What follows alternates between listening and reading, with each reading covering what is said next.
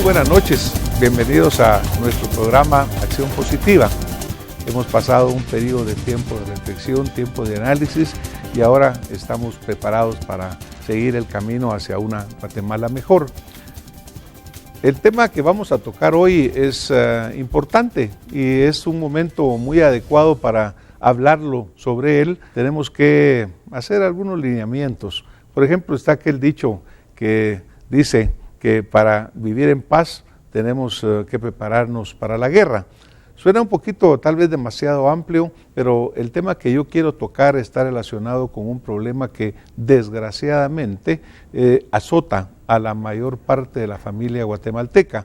Yo creo que es muy difícil en este momento encontrar una persona que no haya tenido un amigo, un pariente, un conocido o haya oído el caso de alguien que haya sido víctima del flagelo de las extorsiones. Esa presión lamentable que ha venido sucediendo, que se ha venido incrementando y que pareciera ser incontenible en este momento. Y por lo tanto yo creo que algo que sí es fundamental, es una acción muy positiva, que sepamos de qué estamos hablando cuando hablamos de extorsión y sobre todo, cómo podemos manejar estas situaciones para solventarlas de una forma adecuada. Para hablar de temas de seguridad es fundamental hacerlo con personas que saben, que conocen el tema. Y por eso pues hoy tengo el gran gusto de que me acompañe el coronel en situación de retiro, Hugo Samuel Morales. Él es un licenciado en Administración de Empresas, fundador, editor y columnista de la revista Seguridad y Defensa y actualmente asesor en consultoría en el área de seguridad. Bienvenido, coronel. Gracias, muchas gracias de que esté con nosotros. Y el licenciado Rudy Tum Arriaga. Él es licenciado en Ciencias Políticas y Relaciones Internacionales, con estudios de maestría en Seguridad y estudios de Planificación en Defensa en Washington y Seguridad en Taiwán. Obviamente, pues muchas gracias por estar con nosotros, distinguidos amigos, invitados. Y yo en la introducción mencionaba el hecho de que la sociedad guatemalteca desafortunadamente el año anterior y los años antes de ello ha venido siendo sujeto cada vez más del azote de la extorsión.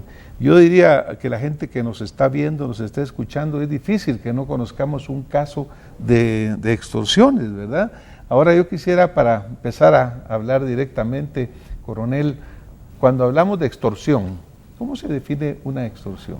¿Cuál es su definición? ¿Cuál es su parte legislativa? ¿Cómo lo contemplan nuestras leyes? El Código Penal guatemalteco define y tipifica de una vez el delito, que básicamente y en términos sencillos es el hecho de que una persona a través del miedo, de la amenaza, pretende obtener algún beneficio, principalmente económico, de un ciudadano cualquiera. En términos generales, la pena está, si mal no recuerdo, está entre 1 y 6 años, lo que imponen las leyes guatemaltecas actualmente. Claro, y lo que sucede, coronel, ¿verdad?, es que hay tantas formas en que estas extorsiones ahora suceden. Rudy, por ejemplo, se menciona por diferentes fuentes, diferentes orígenes de donde viene la información, que el impacto que tiene sobre la economía nacional es muy grande. Se habla de muchos millones de quetzales en los cuales pues estas extorsionistas logran golpear a la sociedad. Ahora, por ejemplo, Rudy, ¿cuáles son los casos más claros o las formas de extorsión que más estamos visualizando actualmente? Bueno, doctor, yo en lo personal pienso que la extorsión es un fenómeno criminal que ha crecido de tal manera que hoy nos enfrentamos a múltiples, variadas formas de extorsión. En este momento pensemos que la extorsión se ha generalizado y en estos últimos años la extorsión se está realizando en el caso de las residencias, se está realizando en el caso de los buses, en el caso de los negocios. Entonces hoy estamos enfrentándonos, diría yo, a un fenómeno criminal que es mucho más complejo y que tiene muchos tentáculos como consecuencia de que ha crecido, digamos, la actividad esta en la medida que ha sido imposible para el Estado, para los gobiernos enfrentar el fenómeno. Sí, yo creo, ¿verdad?, que es un monstruo de muchas cabezas, ¿no? Uno de aquellas medusas que tienen tantas cabezas o tentáculos que verdaderamente nos lastiman muy fuertemente. Yo estoy seguro que todos los que nos están viendo, nos están escuchando, como le digo, desafortunadamente han tenido que verse azotados por este tipo de circunstancia. Yo tuve la oportunidad, coronel, de ver una revista de la que ustedes publicaban, y ahí se definían, digamos, por ejemplo, cómo es que funciona la extorsión, ¿verdad? Usted hablaba de la intimidación y las formas como se logra esta intimidación. ¿Cuáles serían los elementos objetivos de esta metodología de intimidar que están usando los delincuentes actualmente? Bueno, en primer lugar, doctor, está lograr el impacto. Primero, establecer una comunicación con la persona a la cual se está eligiendo como víctima. A este caso me refiero lograr contactarlo a través de un medio escrito, porque la intimidación no se da únicamente a través del teléfono, también hay manuscritos o mecanografiados en donde el delincuente viene y le dice a la víctima que la conoce, que sabe de su familia, que sabe de su trabajo, que sabe de su hogar. Cuando la víctima ya está recibiendo ese impacto, lógicamente existe un temor. Ese temor básicamente es lo que el delincuente está pretendiendo, que la persona se intimide y lograr su objetivo. Cuando ya logró su objetivo de captar su atención, de establecer el miedo, entonces viene ya el proceso de la exigencia, que regularmente es dinero. Regularmente es dinero. Actualmente hay cifras que dicen que va de 75,000 quetzales hasta 1,000 quetzales. Pues. Entonces hay una variante. Las personas más aviesas vienen y comienzan a negociar. Lógicamente, cuando le hablan de una intimidación, pues las personas sienten miedo, pero yo básicamente el problema lo encuentro en dos aspectos. Uno, de que esto ya es un negocio. Prácticamente para muchas personas delincuentes esto ya es un negocio y pretenden de que obtener la mayor ventaja posible. Claro. Pero por otro lado también tenemos el tema del gobierno. El tema del gobierno no ha tomado acciones suficientes precisamente para minimizar este hecho, a pesar de que no es una situación nueva. Claro, mire, yo creo que la parte esta fundamental de lo que usted ha hablado, de la parte del impacto, esa es una parte muy importante, porque verdaderamente la primera sensación en esta sociedad violenta en la que desafortunadamente pues hemos o estamos viviendo, la estabilidad familiar se ve tremendamente afectada por el impacto de que algo está amenazando a la familia, a los hijos, a la esposa, y yo creo que es la parte que tal vez vamos a entrarle un poquito en el próximo segmento, a decidir, bueno, de qué se trata este impacto y cómo lo logramos manejar. Vamos a un corte y volvemos en un momento con más acción.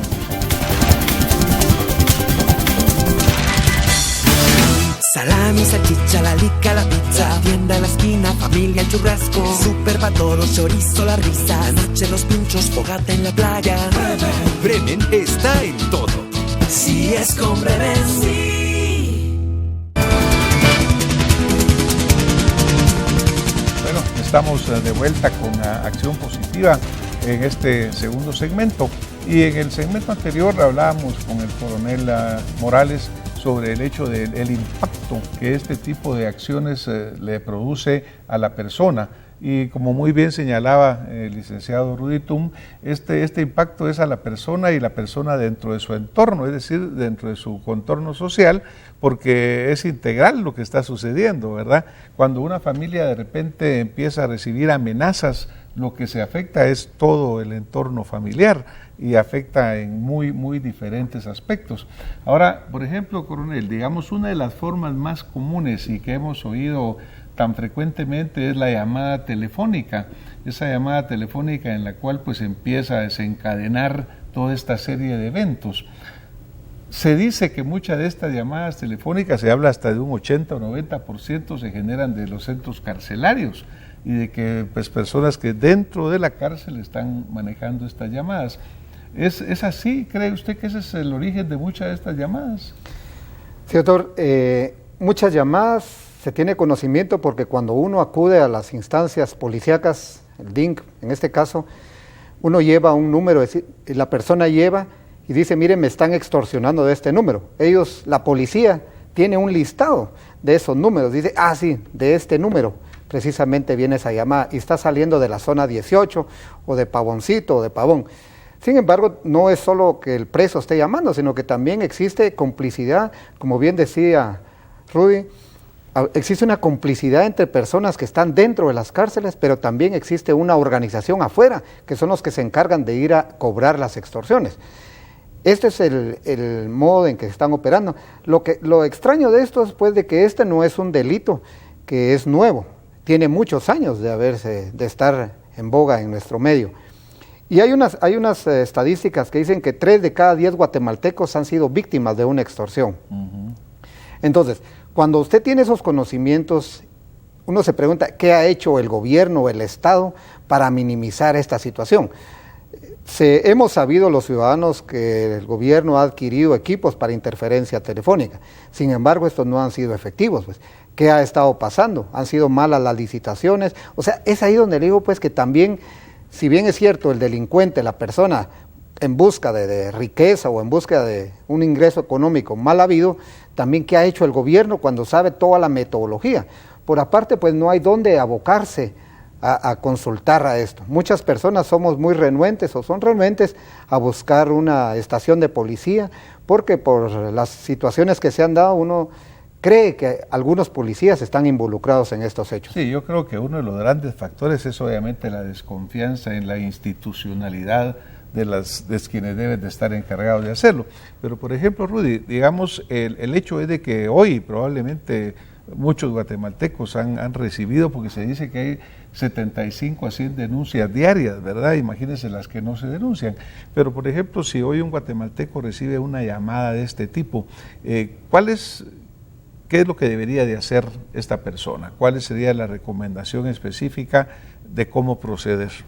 Correcto, doctor. Existen muchas recomendaciones en cuanto a qué hacer en el caso de una extorsión. Sin embargo, la más frecuente en el caso de una llamada es justamente tratar de no dar más información de la que se pueda dar, en el sentido de que si uno identifica inicialmente la llamada o por un error no la identifica y empieza a escuchar que la llamada va por la línea de la extorsión, entonces la recomendación que dan los expertos justamente es colgar e inmediatamente desconectar su teléfono, de tal manera que dejar un tiempo y eso permita que el extorsionador empiece a buscar otra víctima, porque fundamentalmente esto sucede de la siguiente manera: los extorsionistas, en el caso más general, están buscando víctimas, hacen llamadas y tratan de hacer algún tipo de coerción para lograr lo que desean. Si no logran su objetivo, van a buscar a otra víctima. Entonces, fundamentalmente,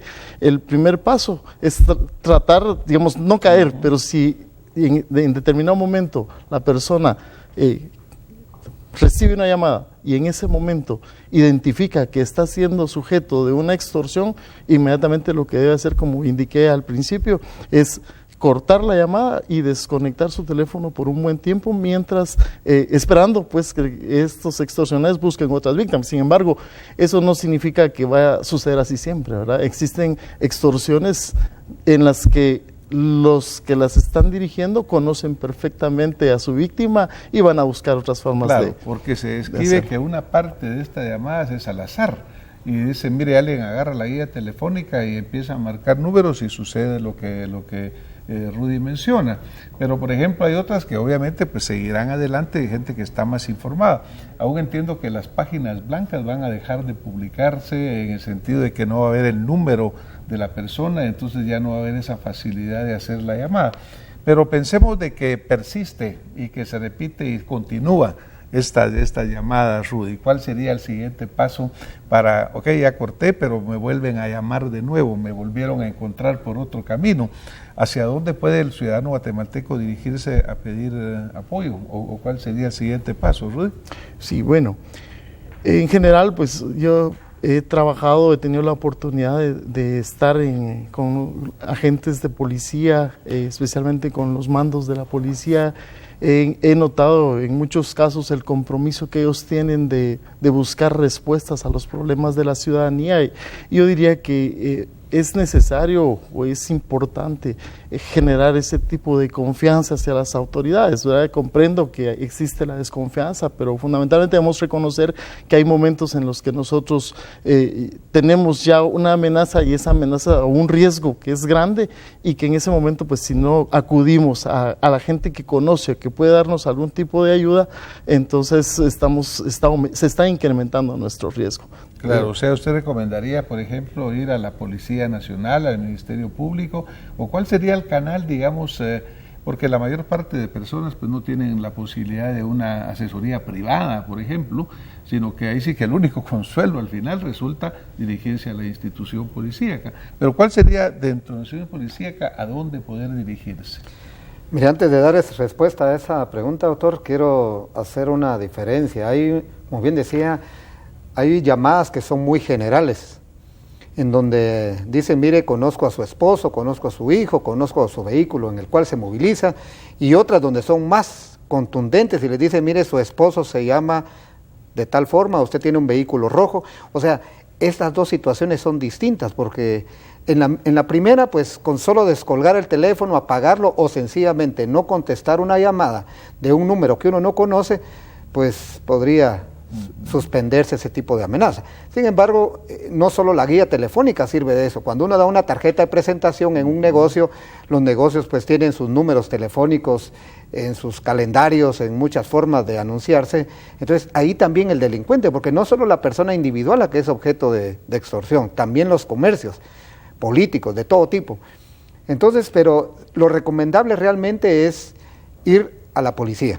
O sea, como dice usted, no todas las personas tienen aquello de conocer a alguien con quien abocarse. Mira, claro, ¿qué hago? Pues entonces las personas, lo mejor es decir que las acompañe un familiar y decirles vamos a la policía, al DINC, y ahí que presenten su denuncia, aunque no se logra mucho con esto. Pero por lo menos es un canal el cual se puede ir, ¿verdad?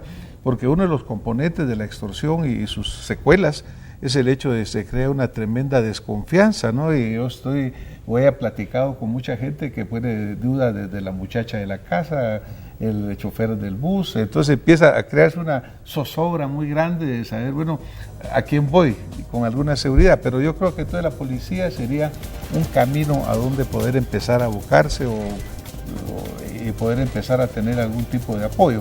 Vamos a tener que ir a un corte y volvemos en un momento con más elementos. Salami, salchicha, la lica, la pizza, tienda en la esquina, familia, el churrasco, super pa' todos, chorizo, la risa, la noche, los pinchos, fogata en la playa. Bremen está en todo. Si es con Bremen, sí. Estamos de vuelta con Acción Positiva en este último segmento con el coronel Morales y con el licenciado Rudy Tum. Y hablábamos hace un momento de qué puede hacer el guatemalteco al recibir la llamada, si se dirige a dónde, pero coronel, a mí me gustaría tal vez concentrar en qué medidas en general se pueden tomar, porque una de ellas sería llamar a la policía, pero qué otras medidas pueden tomarse, digamos, en el momento en sí. Y tal vez, Rudy, después un poco de las preventivas, ¿verdad? Como cómo prevenirse y cuidarse. Pero en el momento en que está sucediendo esta extorsión, ¿cuáles serían las medidas recomendadas? Bueno, en primer lugar, uno debe de instruir a su familia, porque mucha de la información que nosotros damos, por ejemplo, viene de nosotros mismos. Por ejemplo, las personas más susceptibles dentro de un hogar son las personas que trabajan en oficios domésticos y los niños. Le dicen, ¿está tu papá? Y el niño contesta, no está.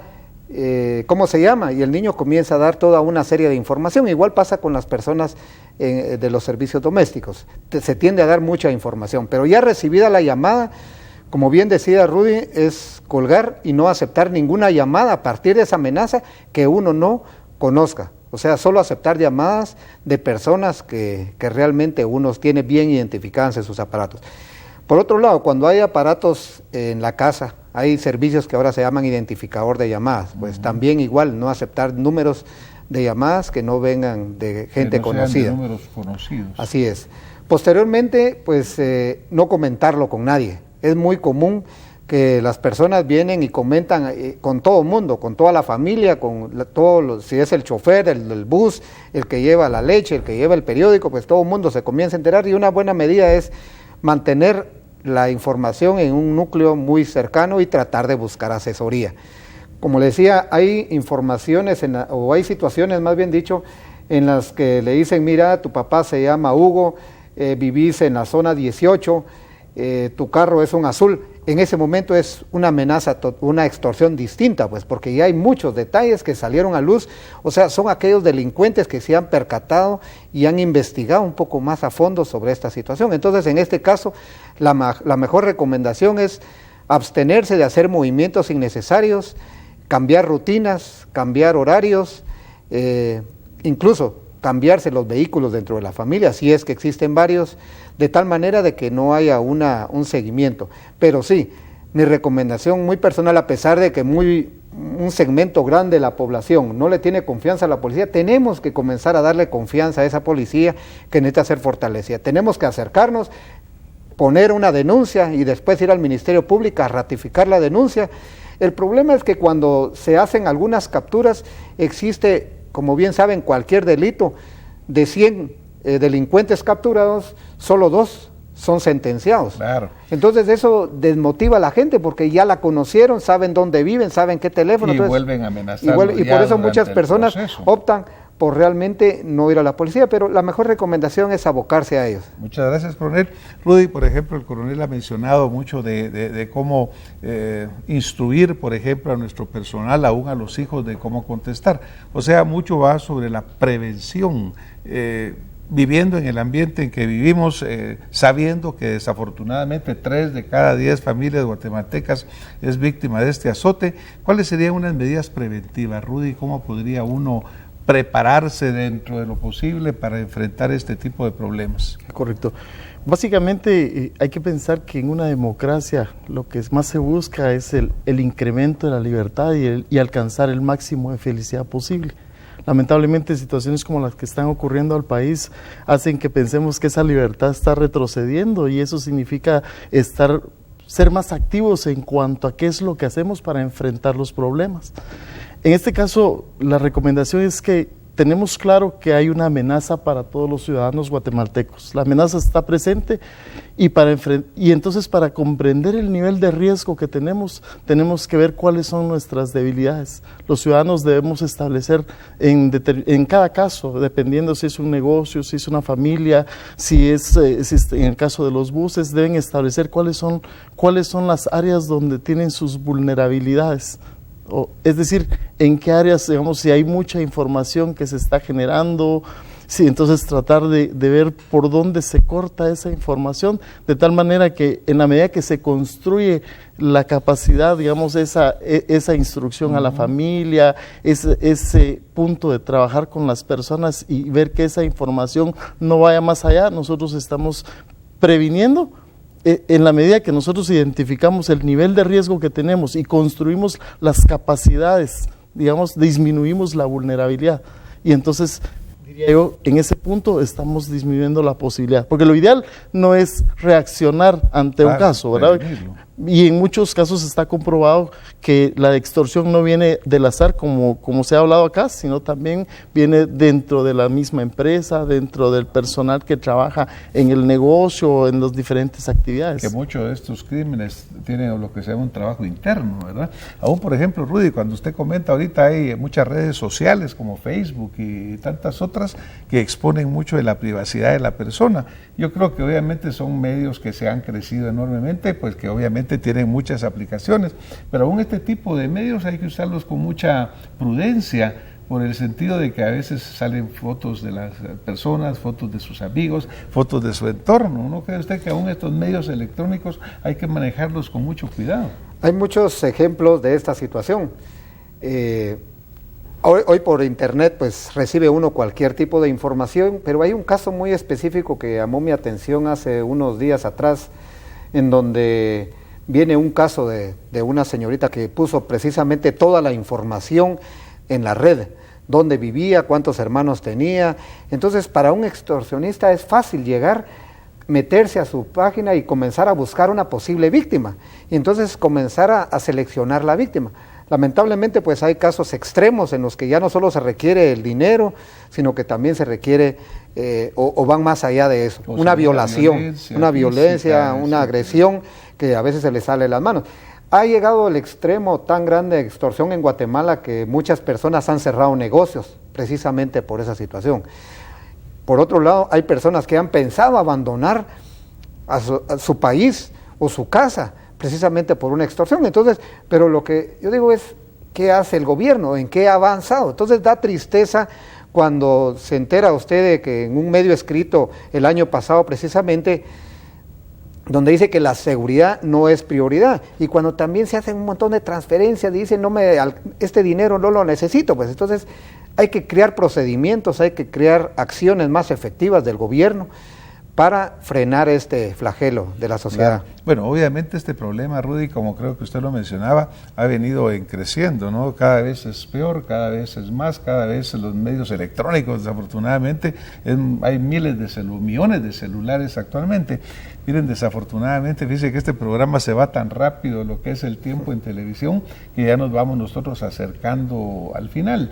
A mí me gustaría, Rudy, que nos dejara unas perlas, digamos, hacia nuestra audiencia en 15, 20 segundos de recomendaciones claves, y ya le vamos a pedir al coronel, ¿cuál sería su recomendación clave? Claro que sí, doctor. Yo diría que lo que tenemos que hacer los ciudadanos es unirnos en nuestras colonias, en nuestros barrios, tenemos que organizarnos para enfrentar esto. Está tan grave la situación que diría que ningún gobierno en 4 años puede enfrentarlo. En todo caso puede sentar las bases.